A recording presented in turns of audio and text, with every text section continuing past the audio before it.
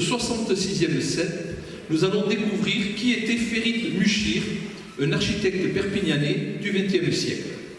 Et qui mieux que quelqu'un de sa famille pour nous en parler?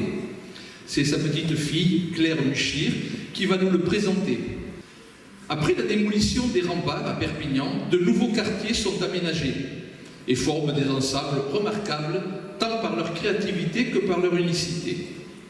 À partir des années 1930, Ferit Muchir va bâtir une œuvre inspirée et résolument moderne.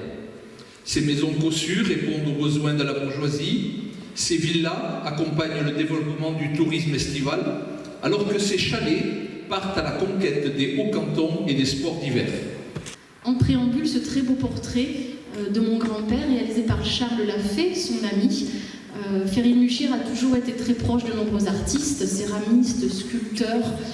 Ensuite, découvrir et reconnaître comment cette architecture, celle de Muchir, mais également celle de tous les autres architectes art déco, après avoir sombré dans l'oubli, revient sur le devant de la scène, est redécouverte et reconnue également de façon institutionnelle, et comment le regard change.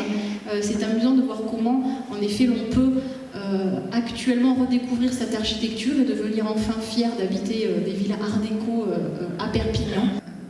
Le goût aussi des rambardes, du travail de fer forgé qui vient toujours rehausser. Ici, on a le travail de la balustrade du balcon qui se poursuit sur le beau window et qui vient créer une liaison. Alors, le goût du détail, le goût de la décoration, c'est vraiment quelque chose d'essentiel pour lui. Les portes, on ne pourrait faire un ouvrage que sur les portes Muchir. Elles sont toujours somptueuses et qui viennent scénariser la porte d'entrée. Car les intérieurs Muchir sont des intérieurs scénarisés. Amener un élément décoratif intéressant qui anime le mur. Cette margelle en schiste également qui vient créer deux niveaux au sein de la pièce à vivre. Et donc il y a écrit dans cet article, il faisait, parce que j'ai trouvé cette phrase tellement juste qu'elle résume tout ce que j'avais envie de dire sur l'œuvre de mon grand-père. Il faisait des maisons comme des bateaux pour vivre comme on voyage, d'air, d'espace, de lumière changeante. Et quoi de mieux que cette belle photo de son intérieur canetois pour illustrer cette phrase, un espace ouvert, baigné de lumière, et où l'on se sent en effet en voyage. Merci de m'avoir écouté.